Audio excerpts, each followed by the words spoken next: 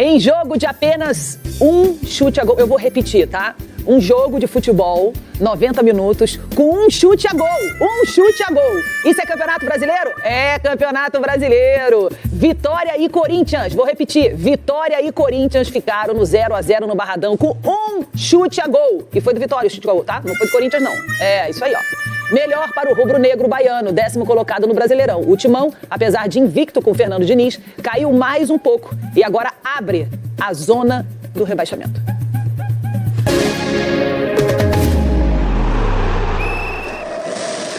Oi, gente, tudo bem? Olha, sábado à noite, expectativa de um grande jogo. Era pra gente ter uma grande partida aqui no Barradão entre Corinthians e Vitória.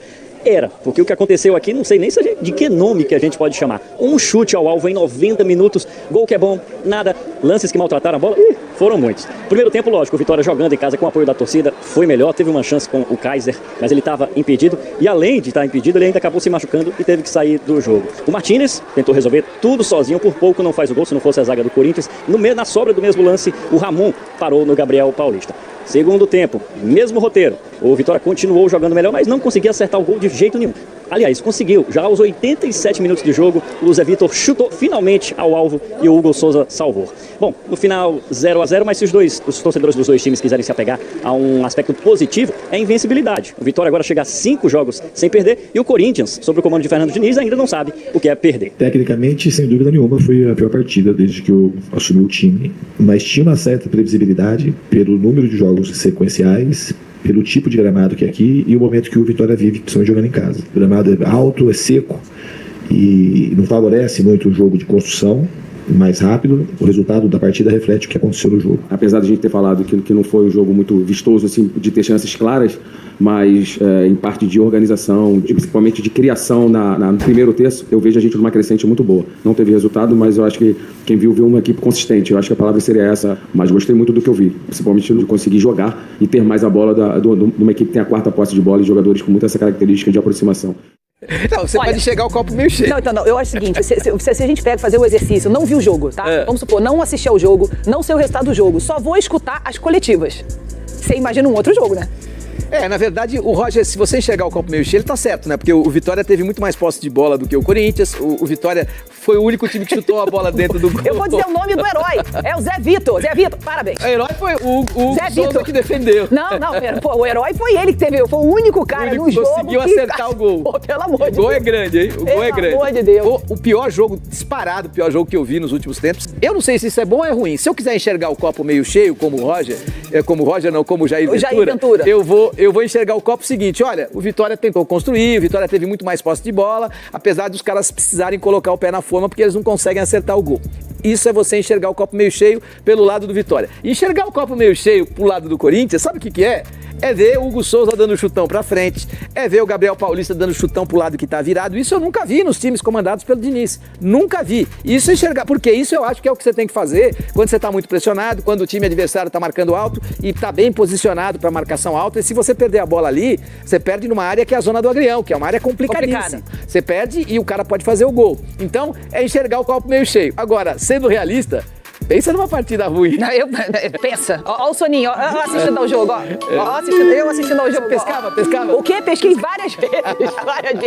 É assim, o Diniz... Qual é a conversa? O Diniz, eu quero entender, eu quero um pouco mais de tempo, porque a informação que eu recebi, e é boa também, é de cocheira, é de que o Diniz, ele continua com a ideia de que o time dele tem que ter posse, que o time dele vai ter que sair jogando, e isso ele precisa treinar. O que ele aprendeu? Ele aprendeu que não adianta ele querer chegar e com 3 treinos querer que a equipe já comece a correr risco, já comece a sair na horizontal, já começa a ter mais posse de bola. Então ele está dando aos jogadores tempo para que, por enquanto, eles joguem muito mais parecido com aquilo que eles já jogavam com o Dorival, do que o dinizismo. Ele não está emplacando o dinizismo, e eu acho isso importante, porque não dá tempo de treinar, não adianta você querer que os caras já saiam jogando, correndo mais risco, porque quando você corre mais risco, uma hora o risco chega. Como ele já fez em outros times e perdeu. E perdeu o emprego. Agora eu acho que ele está mais inteligente, vamos esperar um pouco. Agora eu vou pro vestiário, independentemente de ser Diniz ou de ser Jair Ventura, eu vou ser mais duro. Eu tenho que ter alternativas para poder chegar mais perto do gol. E vou cobrar desses caras que são profissionais, é isso que eu digo. O cara é profissional, ele vive disso. Ele não tem obrigação de ter o pé na forma lá antigamente, lá no canto do Belém, a gente falava, põe o pé na forma, o cara chutava, a bola saía 3 metros pro alto do travessão, põe o pé na forma. Os caras não acertaram um chute. Não é estranho isso? Não é pra botar o pé na forma?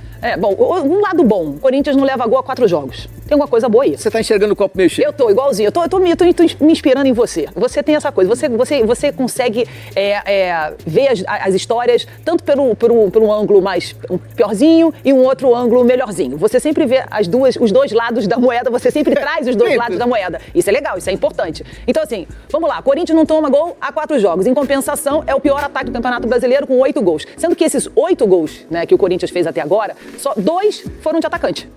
Tem algum problema. E um não joga há algum tempo, que é o Depay. Ou seja, tem um tempinho aí, né, que tá ruim o negócio. O que tá acontecendo? Não, é fato. Se você pegar o jogo do Corinthians... Se arruma lá atrás e faz o que na frente? Olha como é interessante, né? O Corinthians tem 100% de aproveitamento na Copa Libertadores. Tem. Acho que a gente tem até imagem aí da última partida a gente vai falar agora contra o Santa Fé. Por que eu acho o seguinte... O Corinthians joga e vence o Santa Fé por 2-0 e não faz mais nada do que obrigação. Então, não, tudo bem, que faz mais do que obrigação. O Santa Fé é muito ruim. Por que essa diferença de você jogar no meio da semana uma Libertadores e ganhar e ficar 100%, fazer 2 gols e chega no Campeonato Brasileiro no final de semana, onde você pode correr o risco de entrar numa zona de rebaixamento e a gente sabe que essa área... Já entrou, né? Então, que essa área, mas antes até então você corria o risco. Essa área aí é perigosa, é chata, é horrorosa, porque você joga sob pressão. E aí esse time não chuta uma vez ao gol. Uma. Eu não tô... Olha só, chutou 3 vezes e errou. Não chutou nenhuma. É isso que eu queria entender. Como é que você sai de 2-0 numa Libertadores e chega num final de semana sem um chute a gol? Com certeza o Diniz vai dizer que o time estava cansado. Com certeza o time vai dizer que, você tem que treinar, você tem que viajar, você tem que sair de São Paulo e ir para Salvador, você pega avião, então são situações diferentes, tem aeroporto, tem gramado diferente e tá tudo bem. Só que a verdade é a seguinte, o Corinthians deitou e rolou contra o Santa Fé porque o Santa Fé é muito ruim, é muito fraco. Então, a gente não pode agora ficar emprenhado pela ideia de que, olha, o Diniz está fazendo um trabalho muito melhor do que o Dorival. O Dorival teria jogado com o Santa Fé e teria ganho também. Então, não tem alternativa.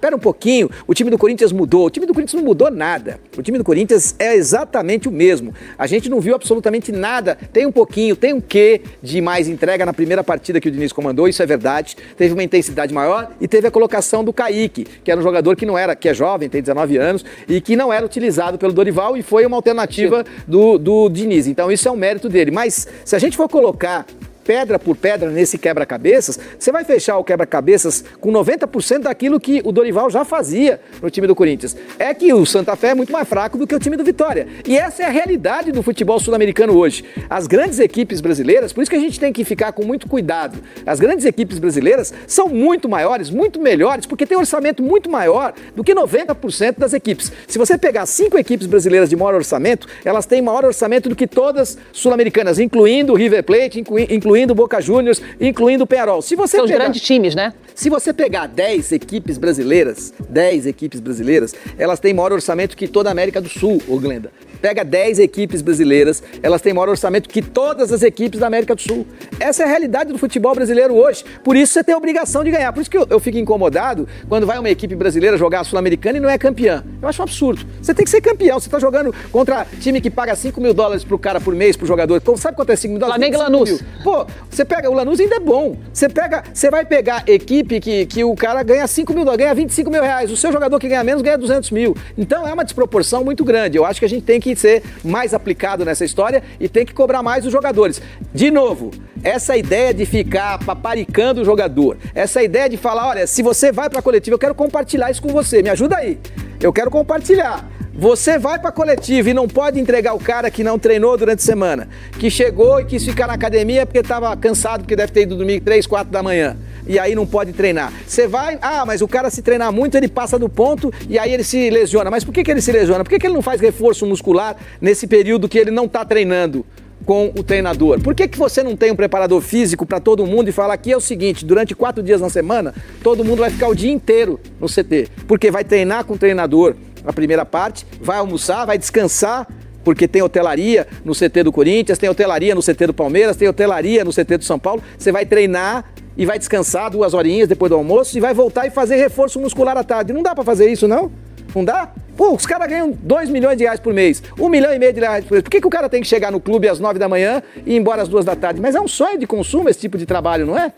Não é? Mas também não é sempre assim também. Não, mas os caras treinam uma vez por dia. Os caras treinam uma vez por dia. Não tem equipe no Brasil hoje que faça treinamento duplo. Mas não é pra treinar duplamente, porque senão você mata o cara mesmo. O cara pra não treinar aguenta. uma vez só e a segunda é reforço na academia. Será que é tão difícil fazer isso? O treinador vai ser derrubado pelos jogadores se ele pautar a partir de agora todo mundo vai ficar 8, 9 horas por dia no CT? Pô, o treinador também não quer trabalhar, porque tem muito treinador que não quer trabalhar, né?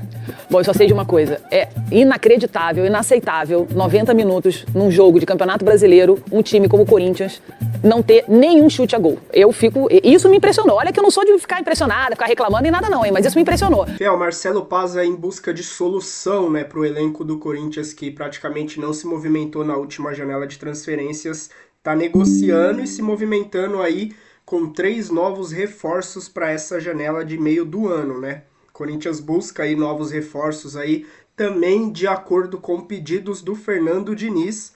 Após mais um jogo sem vencer no Brasileirão, o Corinthians abriu negociações com 3 jogadores de diferentes posições para reforçar o elenco do Diniz.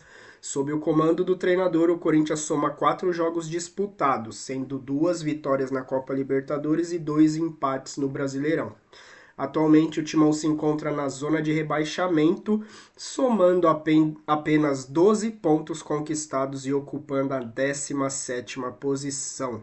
Consequentemente, a diretoria aí busca mudar o cenário da maneira que pode e busca indicações aí de Fernando Diniz para contratar novos nomes. No momento, o Timão negocia com 2 atacantes, um inclusive é da Série A do Campeonato Brasileiro e também um lateral direito. A informação foi revelada aí pelo portal do UOL. Fernando Diniz pediu a contratação de um lateral direito para a diretoria do Corinthians. Claro que essa contratação só pode chegar no meio do ano. Então até lá ele vai ter que se virar com o Mateuzinho, Pedro Milans, e a gente viu quando o Mateuzinho não tá, a dificuldade que é com o Pedro Milans, e o Jacaré, que coitado, mal tá sendo aproveitado, não foi com o Dorival, não tá sendo com o Diniz, vamos ver aí o futuro do garoto. Na lista de reforços, o Corinthians quer contratar 2 atacantes e conversa com mais 2. E também quer um meio-campista e um lateral direito. Já estão buscando no mercado. Com certeza o Fernando Diniz ia chegar e ia pedir reforços, ia pedir movimentos aí no mercado. O Corinthians já tentou, né, nessa primeira janela de transferências, não conseguiu, mas já está tentando se adiantar para a janela do meio do ano. De acordo com essas posições, ataque, lateral, meio-campo, qual que você acha que é mais urgente?